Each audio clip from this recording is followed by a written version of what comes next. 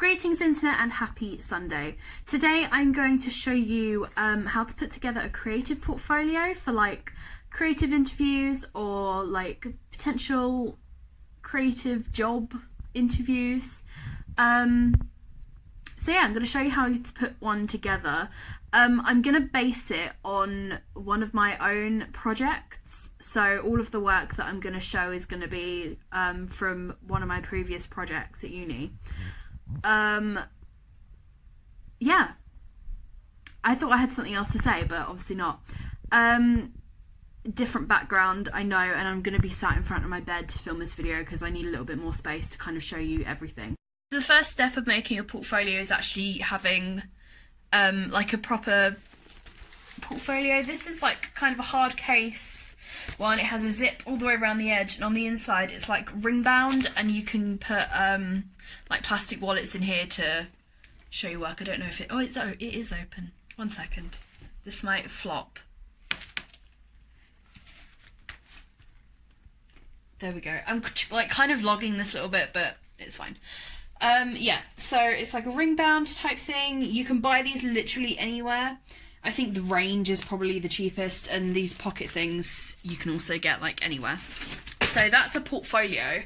Now I'm going to show you how I would put a portfolio together based on a project that I've already done. The project that I'm going to make a portfolio for was my first project on my course. So, so it's the first project of my foundation course. And we had to, basically, we were taken to the Birmingham rag market and the markets to like get inspiration, and a lot of people did, and a lot of people made their projects based around the market, but I decided that wasn't really what I wanted to do, so I scrapped the idea.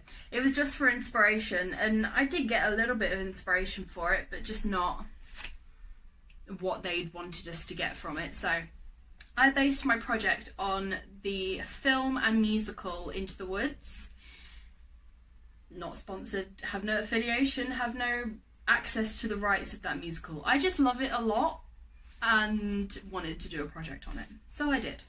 And our projects were sort of split into two, so 40 credits of the project was like all of our sketchbooks and all of like our big actual practical pieces, but then 20 credits of our module were these little booklets that we had to make. They're called zines. I think it means like a small magazine, if that makes sense. I think that's what it is meant to stand for. I can't find my other one. I have 3. I can't find the other one. This isn't good. Give us a minute. Found them.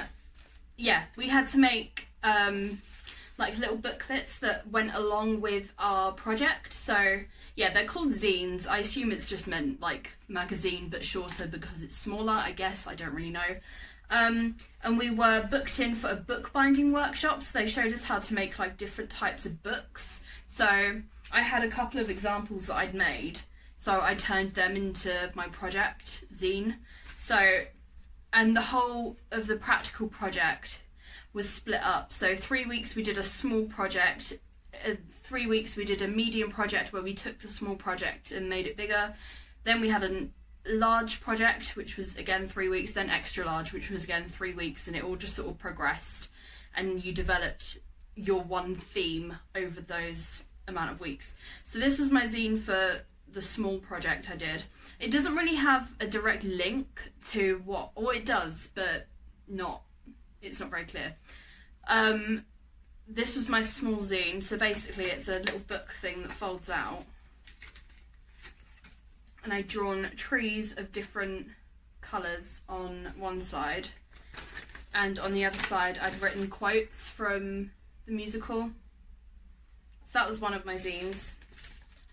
Oh no, it's not going to fold back. Wait a minute, there we go. And my zine for my medium zine was this book that like folds out,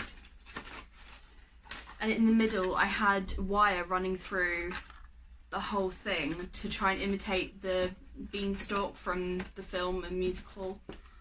And again, I've got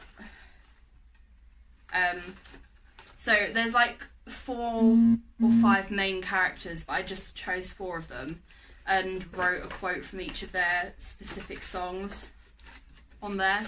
So I've got Cinderella's quote here that says, "I learnt something new, something I never knew on the steps of the palace." So yeah, it's pretty simple, and it didn't have to be like really high quality. It just had to be made and had to have like a link. This one, however, I made before I realised it only had to be sort of like a visual link to it. This is basically the story of Into the Woods.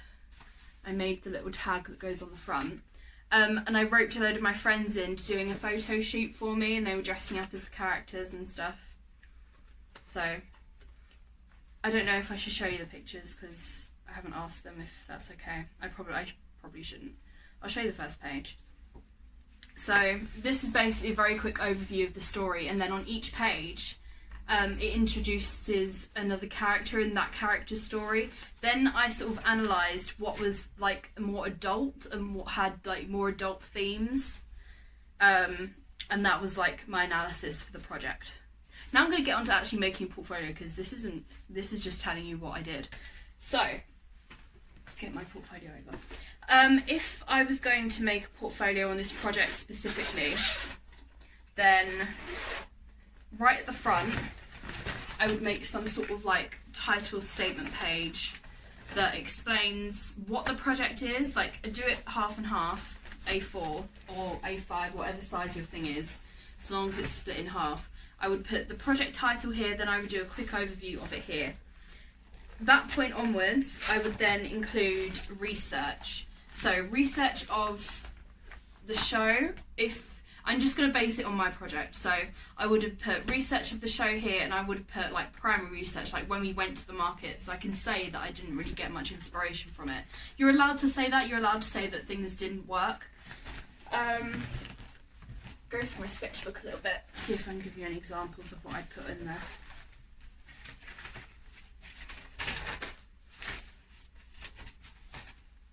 Yeah, so I have a mind map of the Birmingham rag market and my experience when I went. So I spoke about feelings, senses, like the people there, that kind of thing. And that's the kind of thing that I would start off with. I'd start off with the primary research of your project, put that as your first couple of pages. Then I did quite a lot of experimentation, like typography experimentation and drawing experimentation. So I would then either recreate them or take them out of your sketchbook and put them in here. It kind of, just so long as your portfolio flows and it makes sense, then you know that you can explain it properly. That is how I would personally set it out. And then I have like quite a lot of practical work, so I was looking at different ways of making Cinderella's golden slipper. It's golden in Into the Woods, and I don't really know why. And like Rapunzel's hair. Then I ended up making like a bigger section of Rapunzel's hair and Little Red Riding Hood's cape. Like, sketchbooks, they don't have to be...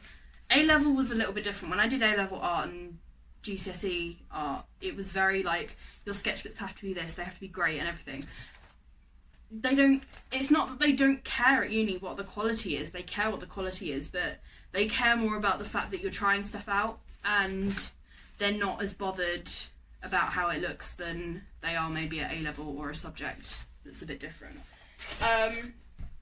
Then I would show all of my exploration into the small project, and then I would include both my small final piece, which is around here somewhere. Here it is, I'm sat on it. Which is this. It's trees. You can't really tell. It's a bit difficult to tell. It's trees written in Polaroid hot pen, 3D hot pen. So I would both include pictures of this in the exhibition space, and I would put this in here. But I'd sort of mount it. I'd put some black card or something behind it, and even just stitch it on through the gaps in between. Then I'd go on to explain the medium project. Again, showing research where you started developing So where you started developing from the small project to the medium project. I would then obviously put in all the different elements of how I researched and was trying out different techniques, and then obviously I would show my medium final piece, which was this. It's a dress made out of wire. It's like the front of a dress made out of wire, that's the back bit. And it was sat on the corner of like a little podium thing with a light on it, so you could get really cool shadows and things off of it. That's the kind of thing that you need to include, like photos of your work actually within an exhibition space, because then an interviewer or like a potential employer could then see what it looked like within a space and what kind of impact it would have. Again, then I would put this in my portfolio and show them, actually physically show them the piece. So yeah, and then my pieces got a little bit larger because we went on to the large section. Again, show your work and show like your nicer pieces of work. So I've got sketches in here that I'm quite proud of. So try my second sketchbook, might be in there. Yeah, I think it'll be in here.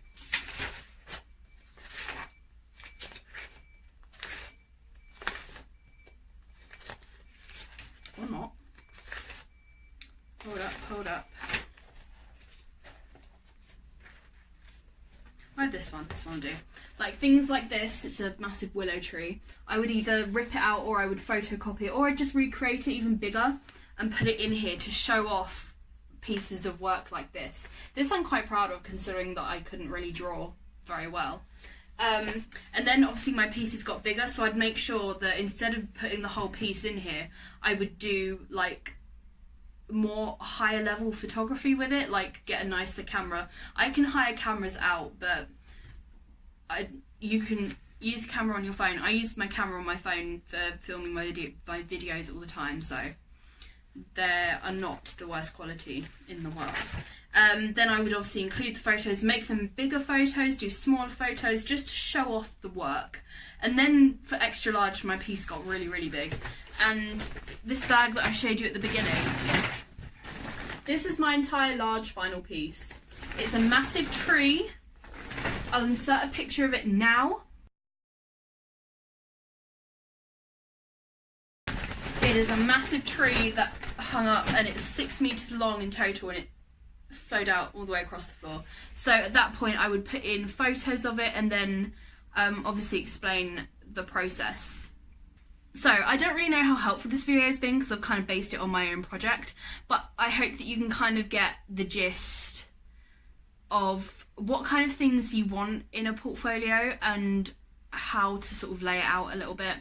I think maybe I will try, when I do that interview video that I talked about, I'll try and remember to film my actual interview portfolio, then I can insert it in that video, then you can actually see what mine looked like for interview. I think that would work better than what I've sort of shown here. But I've kind of shown how to put a portfolio together without actually doing it, because I don't really want to rip loads of stuff out of sketchbooks. But I hope you've kind of enjoyed this. I hope you've kind of got a little bit of inspiration or insight as to what a portfolio is. Wednesday, what have I got for Wednesday? I have my new notebook, but it's not in this notebook, it's in my other one, which is, oh, it's in that bag. Give us a minute. Oh, it's in this bag.